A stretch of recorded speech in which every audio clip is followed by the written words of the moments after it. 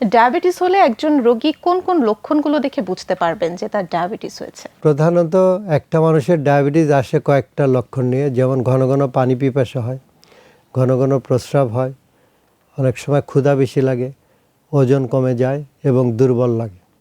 এগুলো হলো প্রধান কারণ। কিন্তু টাইপ 2 ডায়াবেটিসের অনেক সময় কোনো লক্ষণই থাকে না।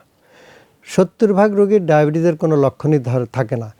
তাদেরকে আমরা পরীক্ষা যখন করতে দিই তখন ডায়াবেটিস ধরা পড়ে।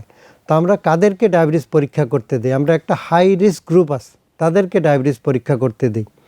যে যারা মোটা, যাদের ওজন বেশি, যাদের পেটের আয়তন বেশি, যারা প্রেগনেন্ট, যাদের বংশে ডায়াবেটিস আছে, যাদের হাই প্রেশার আছে, যাদের হাই কোলেস্টেরল আছে, এদেরকে সাধারণত দেখা যায় যে ডায়াবেটিস এদের হওয়ার সম্ভাবনা থাকে। তাহলে এই গ্রুপটাকে আমরা আগে ডায়াবেটিস পরীক্ষা করতে দিই। পরীক্ষা করতে দিলে কারো ধরা পড়ে, কারো ধরা পড়ে না।